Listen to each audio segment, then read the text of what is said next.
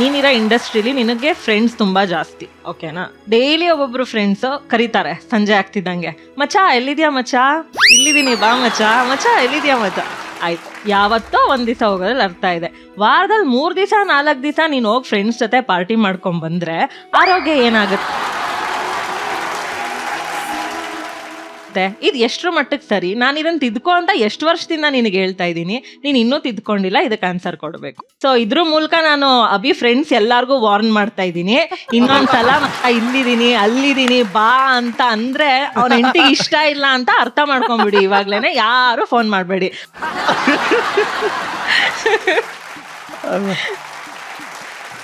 ಇಲ್ಲ, ಕಮ್ಮಿ ಮಾಡ್ತೀನಿ.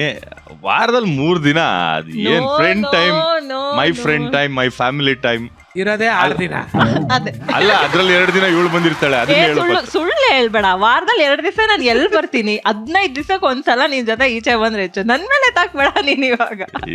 ನಾನು ಒಕೇಶನಲ್, ನಾನು ಸುಮ್ನೆ ಸ್ಟ್ರೆಸ್ ಆಗಿರುತ್ತೆ ಅಂತ ಆಯ್ತು, ಕಮ್ಮಿ ಮಾಡೋಣ. ಬಟ್ ಏನ್ ಗೊತ್ತಾ, ನಾವು ಹುಡುಗರಿಗೆ ಆ ಒಂದು ಸರ್ಕಲ್ ಇರುತ್ತೆ, ಆ ಸರ್ಕಲ್ ಆ ಝೋನಲ್ಲಿ ಇದ್ದಾಗ ಆ ಫೀಲೇ ಬೇರೆ, ಆ ಮೈಂಡ್ ಸೆಟ್ಟೇ ಬೇರೆ, ಆಮೇಲೆ ನಮ್ಗೆ ಆ ರಿಫ್ರೆಶ್ಮೆಂಟೇ ಬೇರೆ. ಅದನ್ನ 1000 ಕೋಟಿ ಏನ್ ಕೊಟ್ರು ಅದನ್ನ ಯಾರು ಕಿತ್ಕೊಳಕ್ಕೂ ಆಗಲ್ಲ, ಕೊಡಕ್ಕೂ ಆಗಲ್ಲ. ನಮ್ Rudra master first time visual ನೋಡಿದ್ರಪ್ಪ, ನಿಜವಲ್ ನನಗೆ ಖುಷಿ ಆಗೋಯ್ತು ಇಲ್ಲಿ. ಅಲ್ಲ, 1 ನಿಮಿಷ, ಈ ಥೀಮ್ ಏನಿವತ್ತು? ಹೆಣ್ಮಕ್ಳೆಲ್ಲ ಸಪ್ರೇಟ್ ಆಗಿ ಕೂತ್ಕೋಬೇಕು, ಅಲ್ಲಿ ರಜಿನಿ ಮತ್ತೆ ಇವ್ರು ಯಾವಾಗ ಒಂದಾದ್ರೆ? ಅವರು ಬೆಳಿಗ್ಗೆಯಿಂದ ಇಲ್ಲಿ ಕೂತ್ಕೊಂಡು ವಿಡಿಯೋ ಕಾಲ್ ಮಾಡ್ತಾ ಇದ್ರು, ಡೇಟಾ ಖಾಲಿ ಆಗೋಗಿ ಬಂದಿರೋದು ಅವರು. ವಿಡಿಯೋ ಕಾಲ್ ಏನು ಎದುರಿಗೆ ಕೂತಿದ್ರಲ್ಲ, ಅಲ್ಲಿಂದ ಕಾಣಿಸಲ್ಲ, ಅದಕ್ಕೆ ಫೇಸ್ ಟು ಫೇಸ್ ಬೈಬೇಕಲ್ಲ.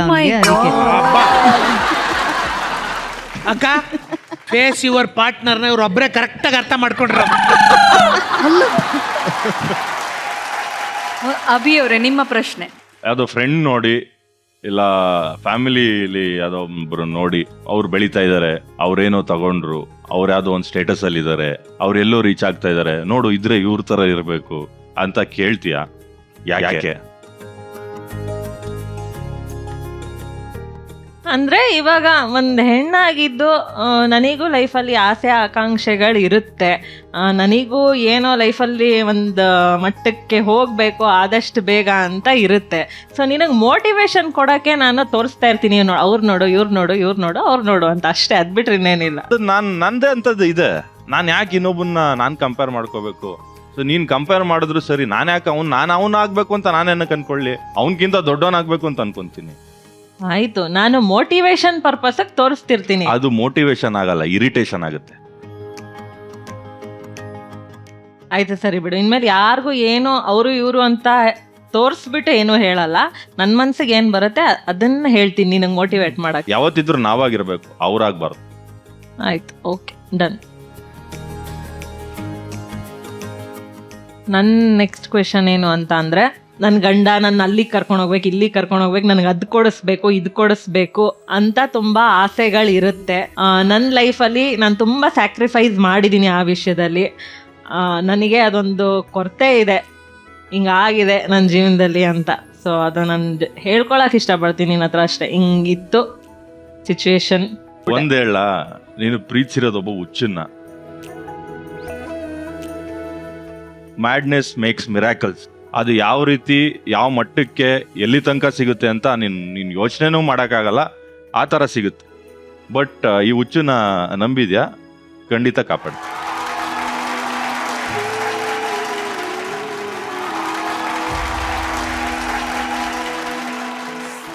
ಎಲ್ಲ ಜೋಡಿಗಳ ಹಾಗೆ ನೀವು ಕೂಡ ಅದ್ಭುತವಾಗಿ ನಿಮ್ಮ ಮನಸ್ಸಿನ ಭಾವನೆಗಳನ್ನ ಇಲ್ಲಿ ಈ ವೇದಿಕೆ ಮೇಲೆ ಮನಸ್ಬಿಚ್ಚಿ ಮಾತಾಡಿದ್ದೀರಾ. ನೋಡೋಣ ನಮ್ಮ ಬೀಗರು ಏನ್ ಹೇಳ್ತಾರೆ ಅಂತ. ಮಾಳ್ವಿಕಮ್ಮ, ಮೊದಲು ಪ್ರೇಮ್ ಮತ್ತೆ ರಾಜೇಶ್ ಮಾತಾಡ್ಲಿ. ಯಾಕೆಂದ್ರೆ ಅಭಿ ಜಾಗದಲ್ಲಿ ಇದ್ದವರು ಇವತ್ತಿಲ್ಲಿ ಕೂತಿದ್ದಾರೆ, ಹಂಗಾಗಿ ಅವರ ಅನುಭವದ ಮಾತುಗಳು ಬರಲಿ ಅಂತ ಅನ್ಕೋತೀನಿ ನಾನು. Okay, Rajesh sir. ಅಭಿ, ಈ ಹುಚ್ಚಾಟಗಳೆಲ್ಲ ನನಗೂ ಇತ್ತು, ಈಗ ಸ್ವಲ್ಪ ಕಡಿಮೆ ಆಗಿದೆ. ಅದು ವಯಸ್ಸಿನ ಕಾರಣಕ್ಕೋ ಜವಾಬ್ದಾರಿ ಇದೆ ಅನ್ನೋ ಕಾರಣಕ್ಕೋ ಎಲ್ಲವೋ. ಅವ್ರು ಹೇಳಿದ್ ಕರೆಕ್ಟ್. ಅಂದರೆ ವಯಸ್ಸು ಪಟ ಪಟ ಪಟ ಅಂತ ಹೊಟ್ಟೋಗುತ್ತೆ.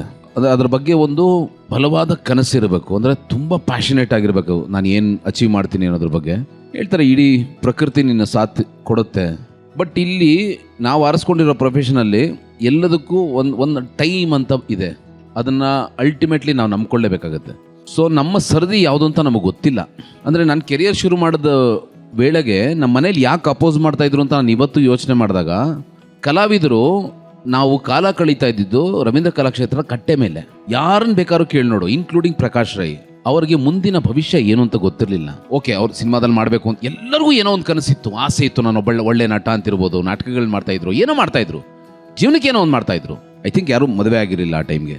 ಆಯಿತಾ? ಅಂದರೆ ಮದುವೆ ಅನ್ನೋದು ಒಂದು ಜವಾಬ್ದಾರಿ ಅನ್ನೋ ಲೆಕ್ಕಕ್ಕೆ ಹೇಳ್ತಾ ಇದ್ದೀನಿ ನಾನು. ಒಬ್ಬ ಕಲಾವಿದನಾಗಿ ನನ್ನ ಇಷ್ಟು ವರ್ಷದ ಅನುಭವದಲ್ಲಿ ಏನು ಹೇಳೋದಂದರೆ, ನಿನ್ನನ್ನು ಫಸ್ಟು ನೀನು ಸೇಫ್ ಮಾಡ್ಕೊ. ನೀವು ಸ್ಲ್ಯಾಶಲ್ಲಿ ಬರೋ ಆರ್ಟಿಸ್ಟ್ಗಳಾಗಬೇಡಿ.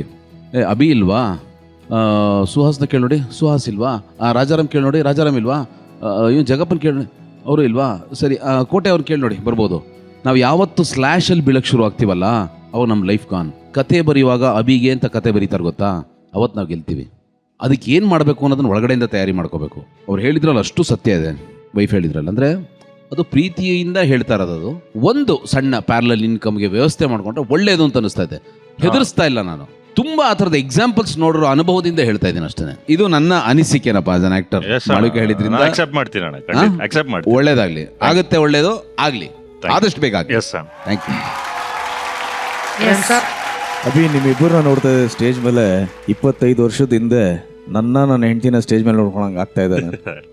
ಸೇಮ್ ಸಿಚುವೇಶನ್ ಕಣ, ಆಲ್ಮೋಸ್ಟ್ ಆಲ್. ನಿನ್ನ ಫ್ರೆಂಡ್ಸ್ ಬಗ್ಗೆ ಮಾತಾಡಬೇಕಾದ್ರೆ ಅಫ್ಕೋರ್ಸ್ ಅರ್ಥ ಆಗುತ್ತೆ. ನಾವು ಮದುವೆ ಆಗೋದಕ್ಕೆ ಮುಂಚೆ ನಮಗೆ 100 ಜನ ಫ್ರೆಂಡ್ಸ್ ಇರ್ತಾರೆ, ತುಂಬ ಕಷ್ಟದಲ್ಲಿ ನಮಗೆ ಸಹಾಯ ಮಾಡಿರ್ತಾರೆ, ಮಧ್ಯರಾತ್ರಿಯಲ್ಲಿ ಬಂದು ನಮ್ಮ ಜೊತೆಲಿ ಸಪೋರ್ಟ್ ಕೊಟ್ಟು ನಿಂತ್ಕೊಂಡಿರ್ತಾರೆ. ಅವ್ರನ್ನೆಲ್ಲ ಬಿಡೋದಕ್ಕಾಗಲ್ಲ. ಬಟ್ ನನ್ನ ಹೆಂಡತಿ ತುಂಬ ಸುಂದರವಾಗಿ, ತುಂಬ ಚೆನ್ನಾಗಿ ಒಂದು ಮಾತಾಡೋದು. ಸೇಮ್ ನಿನ್ನ ಸಿಚುವೇಶನ್ಲೇ ಇರಬೇಕಾದ್ರೆ, ನೀನು ಸಾಲ ಮಾಡಿ ಜೀವನ ನಡೆಸ್ತಾ ಇದೀಯಾ, ನೀನು ಸ್ವಂತ ದುಡಿತೀಯಲ್ಲ, ಅವಾಗ ನೀನು ಪಾರ್ಟಿ ಮಾಡು, ನಾನು ಖುಷಿ ಪಡ್ತೀನಿ ಅಂತ.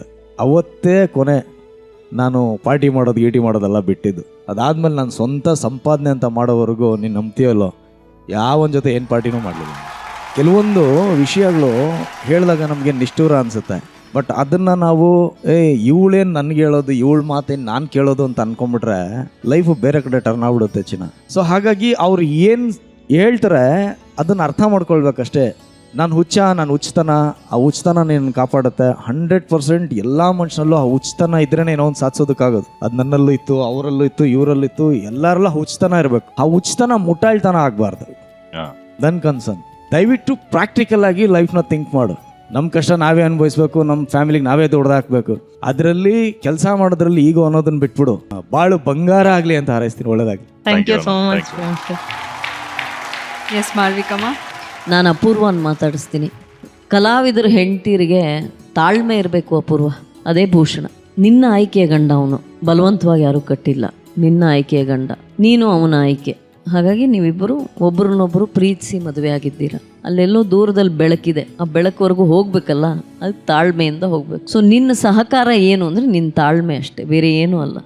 ಪ್ರೀತಿ ಅಂತೂ ಧಾರಾಳವಾಗಿ ಕೊಡ್ತೀಯ, ತಾಳ್ಮೆ